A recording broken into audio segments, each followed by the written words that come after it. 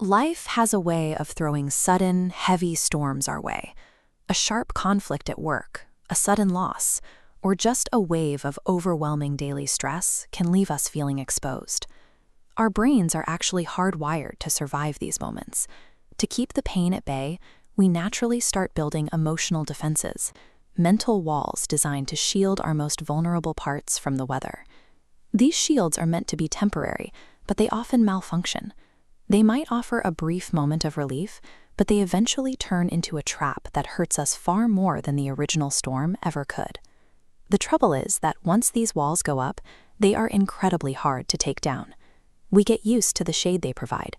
We fear what might happen if we step back out into the open, and eventually we start to believe the walls are just a part of who we are. When we confuse these survival tactics with our actual personality, we end up locked inside a prison of our own making. Instead of helping us move through life, our armor begins to isolate us from it. Within this emotional fortress, we use traps and barriers to keep reality at a distance. One of the thickest walls is denial. This is the act of pretending a serious problem simply isn't happening. It numbs the discomfort for a while, but it also blocks any path toward healing. You might ignore the constant fatigue and brain fog of burnout, for instance, until your physical health completely collapses. The problem only grows while you look the other way. Then there is projection. When we have a feeling we can't accept, like deep insecurity, we attach it to someone else, criticizing them for the thing we're struggling with. This avoids responsibility, but it quickly erodes the connection between us. We also use rationalization to hide our self-sabotage behind logical-sounding excuses.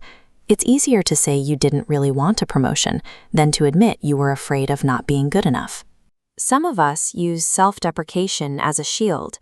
We use harsh jokes to tear ourselves down first, hoping that if we reject ourselves, no one else can get close enough to do it to us. And when the pain becomes too much to hold inside, we might resort to acting out. This is expressing emotions through reckless behavior, like overspending or aggression, rather than processing what we actually feel. These active defenses provide a fleeting sense of safety, but they manufacture much worse damage in the long run, ensuring our underlying problems stay exactly where they are. Not all defenses are loud or aggressive. Some rely on quiet control or retreating inward, like the habit of withdrawal. When life feels like too much, you might shut down or ghost your friends. This provides a moment of peace, but it reinforces the very loneliness you were trying to escape. Perfectionism is another quiet shield. It presents itself as a commitment to excellence, but beneath the surface, it's a constant, exhausting attempt to stay beyond the reach of judgment or criticism. Relying on these walls eventually carries a heavy cost. In our careers, rationalization and perfectionism block our ability to take risks and grow. In our personal lives, the constant deflection and withdrawal erode the trust of those around us. There is an internal toll, too. Chronically bottling up our emotions fuels anxiety and low self-worth, and eventually that accumulated stress can emerge as physical illness.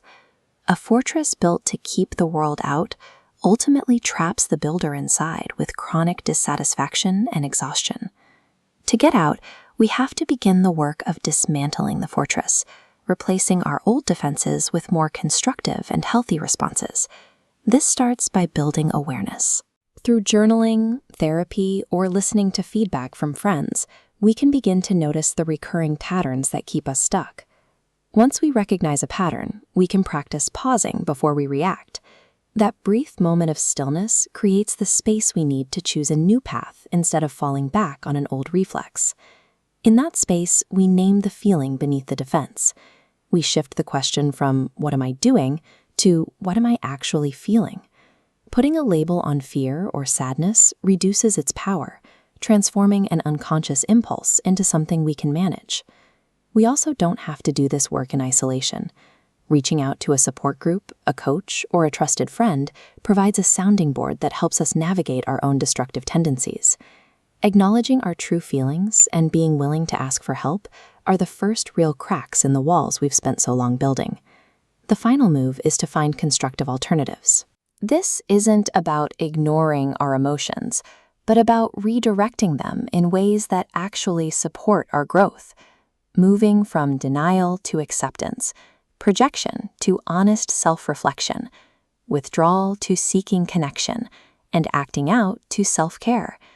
We find a more durable kind of safety by putting down the heavy armor and learning to meet the world with resilience and vulnerability.